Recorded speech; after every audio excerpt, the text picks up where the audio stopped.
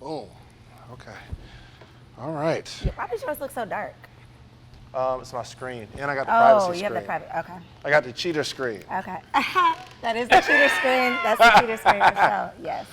Well, so welcome to another. Well, okay. So here's the thing about this podcast. I don't have a name for it yet. I didn't name it, but this is my 10th interview. I just did it. Okay.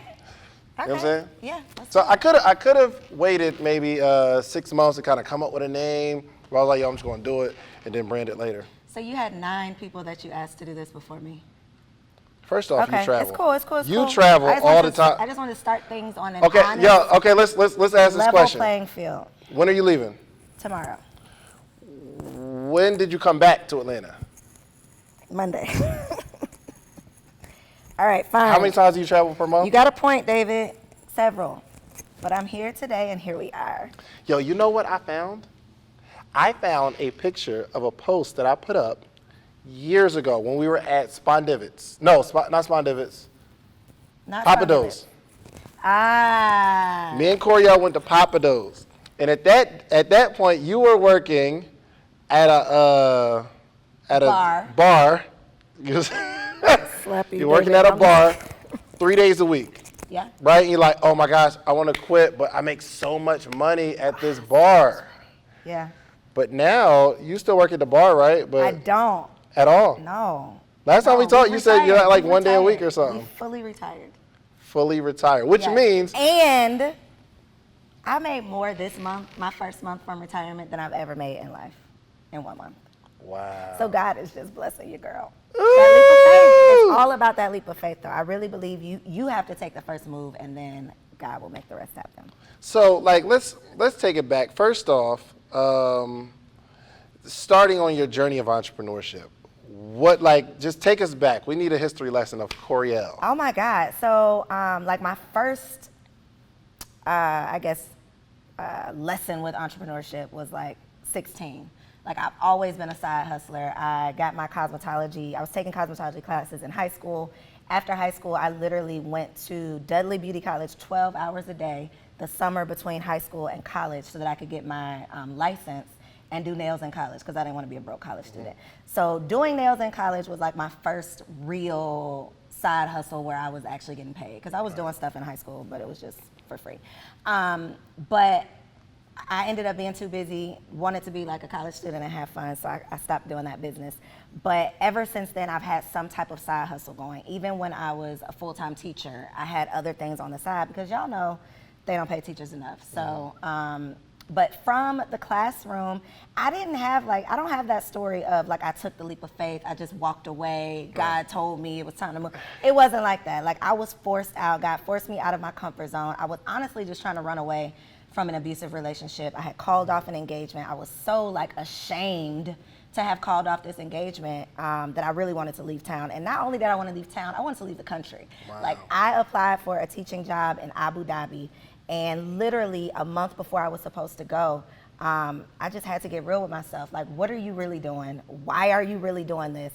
And are they really paying you that much money? Like, you can make this same amount of money here if you just get creative enough. Mm-hmm. And so I ended up giving up that contract. I had already given up my contract to teach here in Atlanta.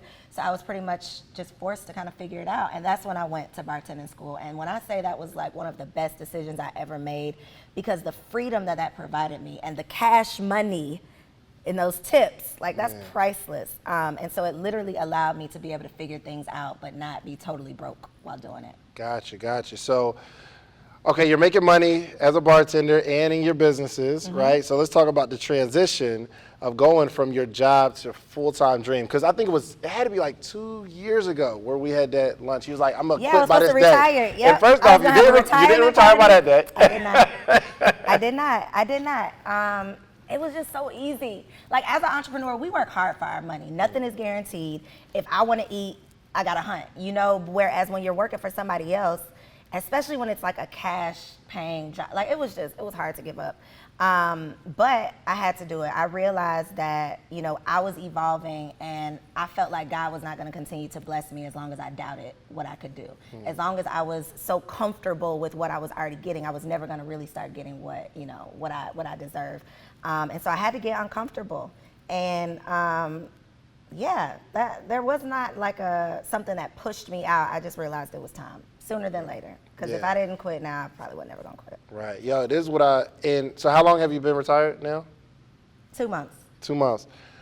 So I try to tell people this, that like when you have something building, like obviously you might be making some money at your job, but when you let go of the job, and I don't even know why it happens this way, but explosion. Like I've had some people that work for me where I'm like, yo, you got so much going on right now, you have to leave. And once you leave, everything happens. It's like explosion happens. So you've had the biggest month. I had the biggest one. And it ain't even over yet, y'all. What's today, the 24th? I still got 6 more days, so we working it. So how did you learn how to have these big months, these 5, I don't know if it's 6 figures. It's not 6 figures yet.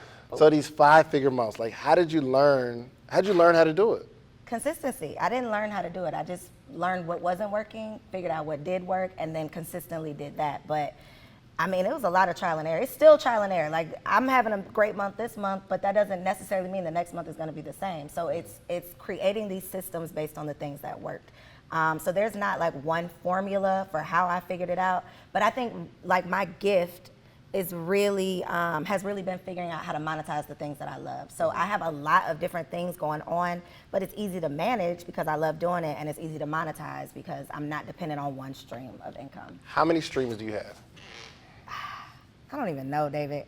Got Busy at the Beach, got Workplace Slay, my Get Money Gang coaching, my books, my products, my planners, all that stuff. Airbnb is 5. Speaking, get paid for that. I got some affiliate stuff that I do, brand ambassador kind of stuff. That's 7 right there. I probably got at least 10.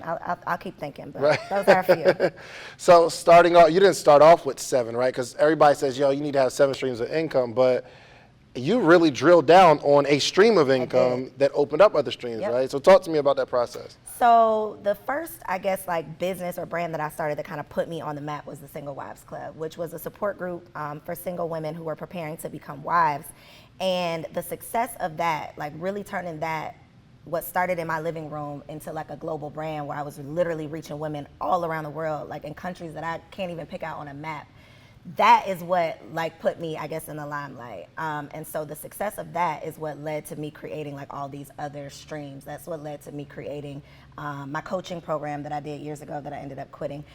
Busy at the Beach, like all of these things kind of came from the audience that I created with the Single Wives Club. And at the end of 2017, I was actually able to sell the Single Wives Club, which was bittersweet, but it was also like, man, you really making boss moves. You out here selling businesses. Right. Yeah, so it's been a long time that coming. Little thing right there up off your, there you go. Off Oh, okay. Okay. So you sold the company. It doesn't even matter how much you sold it for. It's just cool to be able to build something and sell it. Did they approach you, or you were thinking about let me get this? I was actually, it was probably like a 2-year process of me like knowing that it was time for me to like create an exit strategy from the Single Wives Club, but not really wanting to let it go because it was like my baby. It was truly a business that was birthed like out of my pain. So it was something that I knew was necessary, and I didn't really want to walk away. But I knew that, you know, it was gonna cap me and what I was able to do. So I was literally just talking to one of my friends about wanting to get out, my idea for selling it. And she was actually the person that was like, well, you know, I can do something with that. So it was literally me just having a conversation, and within 24 hours it was sold. Is it still operating under the same name? It's a different name. And how's the business going? Do you do still consulting and stuff like that? No. We left that in 2017. I got that check and kept it moving. Yeah, I don't know. Wow. So what if you have a lot of streams of income, but there are some people that's listening to this obviously, and they're trying to figure out how do you build this? Like if you're going to give some steps, what would they be? First step I would say is definitely figure out what you're passionate about. Because that I feel like is what's going to get you started. Even if you end up doing other businesses, other things that are not necessarily like tied to your passion, I think that your passion is what gets you started. So definitely starting there. And I always say your purpose is what pays you. Like we can start a business based on what we see somebody else doing, and we might be successful in making money, but I don't think it's going to be you're not going to be able to sustain it because it's not what's for you. So I definitely think that you have to spend the time figuring out what you're passionate about, spend the time figuring out what your purpose is, And then creating a platform that connects with people. I think that is like the number one way to sell anything to anyone, is to connect emotionally with people. And so with the Single Wives Club, I was literally a single woman that wanted to get married but didn't know how to connect the dots, how to get from where I was to where I wanted to be. And that was a very relatable story, because there's millions of single women around the world who want to be a wife but just aren't prepared, don't have the resources.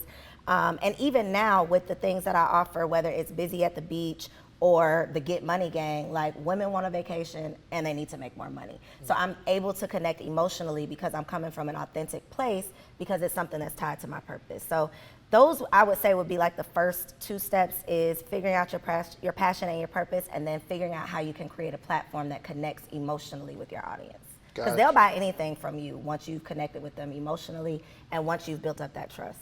So obviously you're just an amazing target market of women who really, really want to be in business, but also touching on that emotional side, right? Relationship side. How do you balance it all? Because my clients, they'll ask me personal questions, and I don't know how to, I can't help you with that. I don't know. That's not my thing. I can teach you how to think and how to move and like what to do, but the emotional side. So how do you coach people like that? I try to be as relatable as possible and meet them where they are. So I'm not I'm not Oprah yet, so I'm not like too far removed where it's like, oh girl, I don't even understand what you're going through. Like, I can't even relate. I try to dig deep and figure out a similar situation or a similar circumstance that I found myself in and talk to them about how I got out of it. I think that's literally the only thing. I'm not a therapist, I'm not a counselor, but I can try to help you with what you're experiencing based on my experiences. So that's what I try to do, just help them from a place of what I've been through, and not talking at them or talking down to them from a place of like, this is what you should be doing. But I've experienced something similar, and this is what worked for me. So yeah, give me your dopest client testimonial. And I know you got a bunch of them. Just give me one. I do, but I got one. So my girl Tashay literally connected with me. I don't even know when. Before she even moved to Atlanta, we got connected somehow. She came to the Single Wives Weekend, and we've been connected ever since. But she just finally started coaching with me literally June 1st. And within 1 month, we had one strategy session. Within 1 month, this girl, and she has a bracelet boutique. So this girl literally took one strategy and sold like 3,500 bracelets in one single month. And I feel like that's so bomb. Like, I felt so proud because she got unstuck, and it literally just took that one conversation. And it's those people, and of course I have others. My client Cindy, who literally, had this one stream of income, her fashion blog that she was super excited about, but then got her creative juices flowing and started her photography business that is like booming. She's booked and busy, and she's just doing amazing things. But a lot of times, just having that conversation from someone who's on the outside that can look in and say, these are the things that you might be overlooking. These are the things that you might be overthinking. These are the things that you can do to kind of get yourself unstuck. So even if it's not like a number amount, like a dollar amount that they've increased their sales, I think when they tell me, oh my God, I didn't know what I was gonna do, and now I got clarity. Or, oh my God, I didn't think it was possible, but now I got a plan. That, I think, is the most fulfilling. So you did it wrong first. You did a coaching program and shut that thing down, right?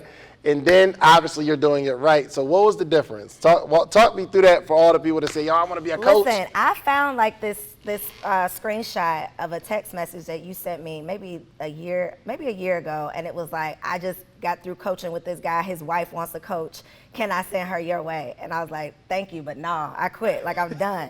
And that was how I was honestly feeling. It wasn't until I hired a coach that was like the truth. And I'm like, okay, she's impacting my life in such a positive way. I know that I can do this for other people. So number one, it was just me getting motivated again. And I had been burned by bad coaches. And I think that turned me off from the whole coaching thing too, because I felt like these people are out here scamming, and I don't want to, I don't even want people to put me in that category of scamming. But the first time around, I definitely, number one, was not charging enough. So when you're not charging enough, you're gonna get the riffraff. You're gonna get the people that wanna play around. I was getting too many people that didn't wanna do the work, and I felt like I was more invested than they were. How much were you charging first? Oh my God, I was charging like $65 for 30-minute session and $100 for an hour. and it just wasn't worth my time. So now, and I was trying to coach people on all kinds of different stuff. Like you can come to me with anything and I'm like, okay, we could figure this out. Whereas now I've increased my prices, so I've eliminated the riffraff, because if you paying what I'm charging, you're gonna wanna make back at least this investment. So they're just more serious about it. And then also I'm more intentional about the type of people that I work with and what I'm actually able to coach you through. So what I'm most passionate about is passive income. So my coaching program now is for intermediate entrepreneurs. Like you've been in business 2 to 3 years, you got some clients, maybe it's not consistent, maybe you're not making consistent income, and I'm able to help you break down your business model and figure out where you're missing out on money, how you can add passive income, how you can create more consistent income. And it's not necessarily for like the baby bosses, the beginning entrepreneurs that, like I had a session yesterday actually with someone who had no idea. You know, it was just like, this is what I like to do here. And I ended up telling her like, this session is not gonna work. We gotta talk again when you're ready, because I don't wanna waste your time and I can't have my time wasted either. So I know now I'm more intentional about who I work with, and I'm more intentional about how I spend my time, and that has made it more worthwhile. Gotcha. Okay, so now you're doing it right. You did it wrong.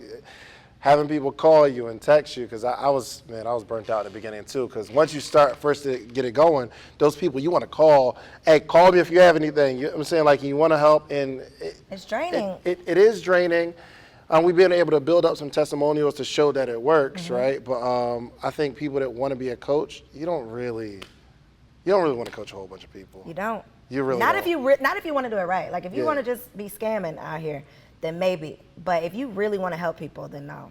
Yeah. Because you have your own business to run. Like I'm helping all of these people, and I'm sending out all these emails for them and helping like all of this stuff, but I still got to send out emails for myself. I still got to run my own business. So it is very draining. And if you're not passionate about it, it's not going to be worth your time. Do you still have that entrepreneurial bug where like you'll have an amazing idea, then you go buy the domain and you're like, oh, I'm going to have to build this? David, I bought a domain 2 days ago, okay? I just started a new LLC. What's today, Friday? On Wednesday. Like every day. And that's the thing though. It's like once you've created something great, once you've had success with something, you're like, man, I can do anything. And that's a gift and a curse, because I have gotten caught up in trying to just do everything, and then you don't do anything good because you're trying to do everything. Yeah. But yeah, 2 days ago. I think the cool thing is, I guess at the level we're at now, I have people who I can partner with on certain things. And my philosophy now is even if I have a great idea, I don't want to own 100% of it. Like I need somebody else that will be invested, preferably somebody who doesn't have a business that I can like coach and mentor. Because this is my thought, like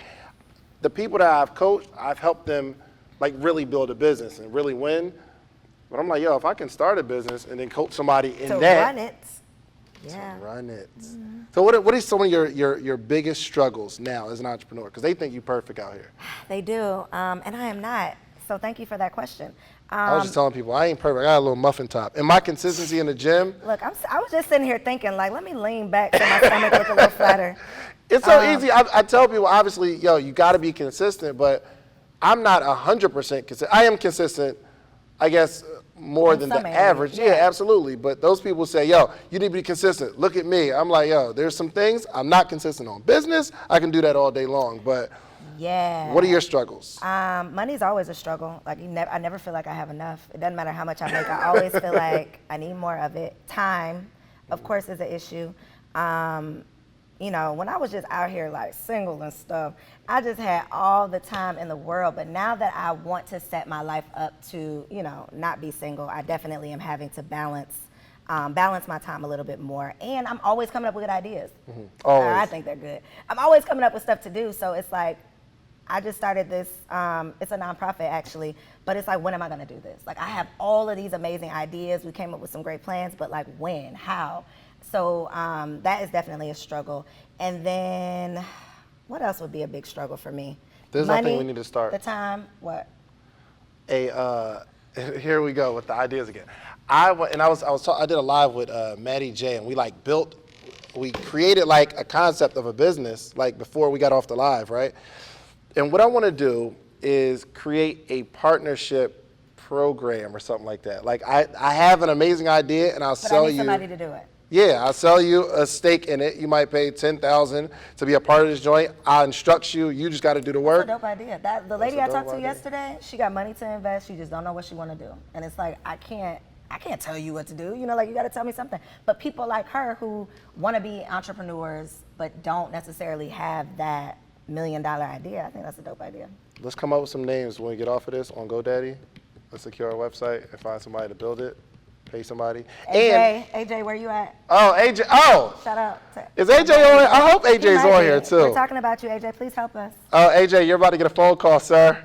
Yo, so you did coaching with AJ, right? I did. So what was that process like? AJ is dope. AJ is like Geek Squad on 100. Like, no offense, that was a compliment. But when I say he's a techie to the, like, I ain't never met nobody like AJ who could literally, you could tell them an idea and then they can tell you how to pull it off with the tech side. But aside from tech, I think his passion is also that emotional marketing. That's the biggest thing that I took away from the Joiner Method workshop that I attended with him. Is that's the way that you really build an audience. That's the way that you, not just an audience, that's the way that you really cultivate a tribe, that community, those people that are gonna follow you and support you, whether you're doing a podcast, whether you're selling a t-shirt, whether you're doing a trip, whether you're writing a book. Like, it's that emotional connection. So AJ's bomb. AJ's bomb. You took his course. I took his course, yeah. So how much did you pay for AJ's class? Let's just get into it. You know what? No. What if AJ don't want people to know how much he charged? Why wouldn't he? It's on his website. But okay, I think people need to know. It was more than 1,000 and less than 2,000. More than one, less than two. So what made you part with more than 1,000, less than 2,000 for his workshop? Because of the quality of clients that I knew that he had. I know several people that have worked with AJ and they all had nothing but good things to say. And I knew that he was bomb. I didn't necessarily know if I needed that workshop, but I knew that I needed him. And so I wasn't gonna go to him, and I think we had met before I took the class, but I wasn't gonna go to him and just be like, hey, how can you help me do X, Y, and Z? I knew that I needed to invest. And really, once you have that relationship established, now I can call AJ and he'll just pick up the phone and say, I can run an idea by him. But I feel like it's our duty to invest in one another before we start trying to just, pick their brains and stuff like that. Right. But I knew that you can always afford to improve when it comes to marketing. Like, I don't have a marketing degree. Everything has been trial and error. So anytime that I can get like some wisdom from people who have experience with marketing, I'm down. Spend some money, okay? First off, stop joining all the free webinars to get the free information, because I promise you are not going to get the game from a free webinar. You gotta buy the thing that they sell after. Whatever they offer you after, okay, buy that, okay? Join that person's coaching program. So, last question. I like to do predictions, okay? Meaning, I want you to tell, okay. Oh, sorry. All right, goals. Okay, number one goal, clearly. I want to be able to, I want to ask you what you're going to be doing in 5 years. In 5 years from now, I want to be able to look at this video and say, oh my gosh, Koereyelle, she really did it.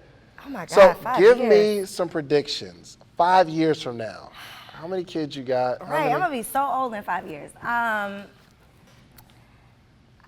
don't know, definitely multiple children in the next 5, Lord Jesus. But freedom, I want to be living a freedom-based lifestyle. Like, I want to be doing kind of what I'm doing now, just on a larger scale. Definitely want to get more into media, which we already kind of talked about. My podcast is like is like putting me on the map, I would say, with that. So definitely doing more media stuff. I don't know, David. I don't like to do predictions, because I feel like if you would have asked me 5 years ago, what would I be doing now?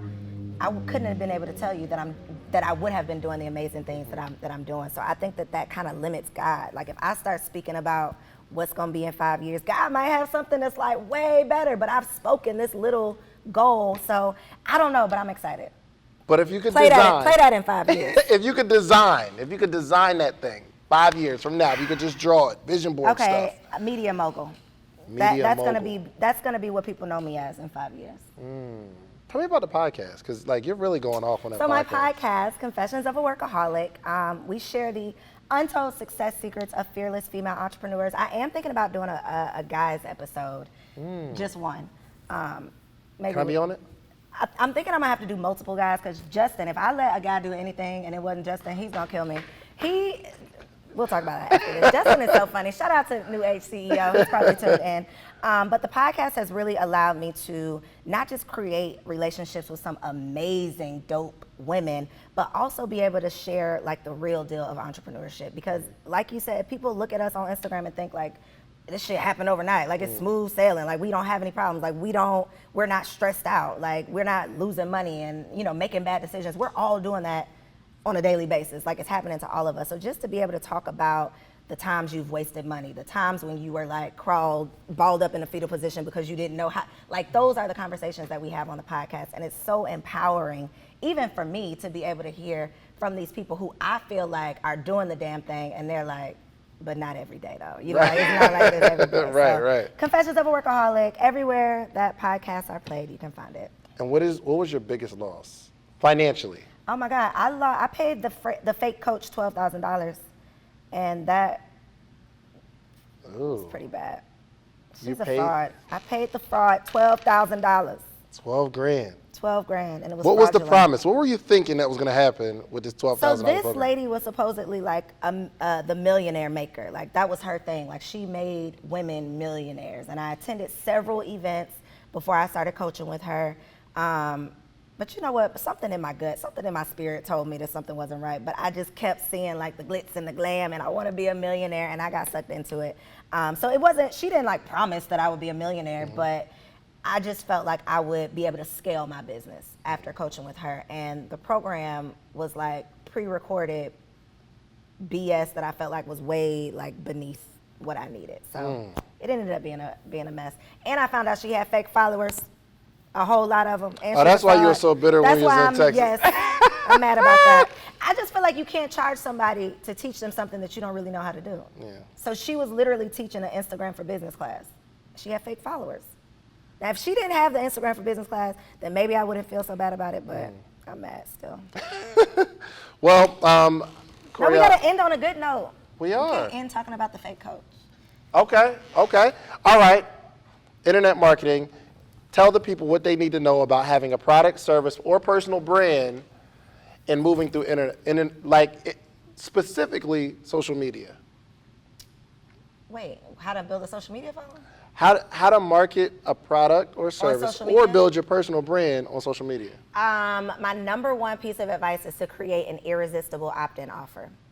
Period. Like you have to have. Hold on. What Create is an that? irresistible Let's break it down. opt-in An opt-in offer Okay. is what you're basically going to give to somebody in exchange for them giving you their email address. So I'm going to give you this free guide, you're going to give me your email address. I'm going to give you this free video course, you're going to give me your email address. And that is like your in. That is your way to establish that relationship with a potential client. Instagram is cool, but you got to get people off of Instagram and onto your email list, because if Instagram or Facebook decides, all right, we're done with this, like we had fun, but it's over with, your business will be over with too. So that is like my number one piece of advice if you really want to monetize. Now, if you just want a bunch of followers, post great content, get people to like, share, engage with your following. But if you really want to monetize whatever you're doing, you got to get people on your email list. Give me an example of your irresistible opt-in offer. Okay, so last year I did my Shopify course. So I did this Shopify training. That was the upsell. But the irresistible opt-in offer was a free webinar where I taught people, I think it was how I made $56,000 with Shopify. That was irresistible, right? Because if you hear somebody that made $50,000 on a shop, online only, it's like, oh my God, how do I do that? So I had hundreds of people on this free webinar. That was the opt-in. They had to give me their email address in order to get access to the webinar. And then from there, I sold them the Shopify training. How much was the Shopify training? I made like $12,000 in 48. But how much you sell the product for? I don't remember. I don't know, but I remember this is how much I made, and I was excited about it.